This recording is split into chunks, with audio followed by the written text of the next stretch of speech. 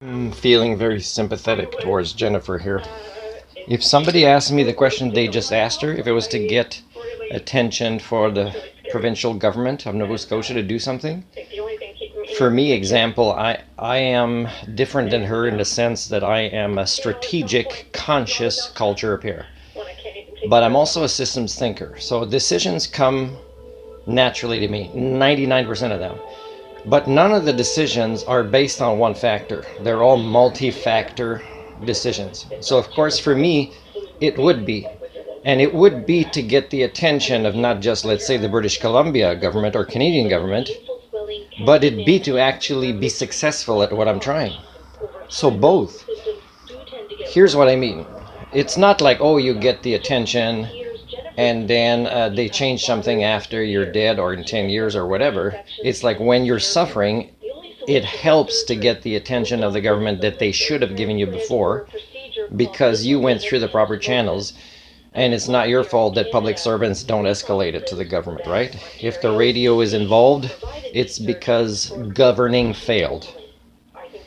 Okay, and when governing failed, there should be restitutions. It should not like, oh, this dealership or car company or government says, oh, okay, yes, we are now moving in this way.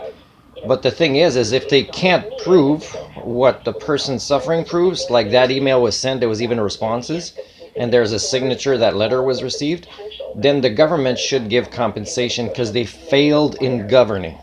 And a culture repair can think of those things other than minimizing or canceling or overcoming their own suffering, which I would have suffered a lot too. But for me, automatically, there's a culture repair aspect. But even without the culture repair aspect, getting the attention of the government could cause her to get more supports in getting, mitigation and cures or lowering of the suffering. I'm pretty sure she didn't want to leave her kids.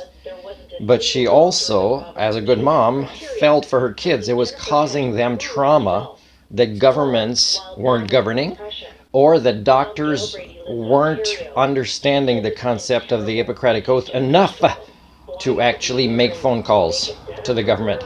Because doctors are not the kind that I meet that deserve my respect. Doctors don't push enough to fix the system, and in part when you tell them how they break the system, still they will write negative things about you in a file, like in that Seinfeld episode.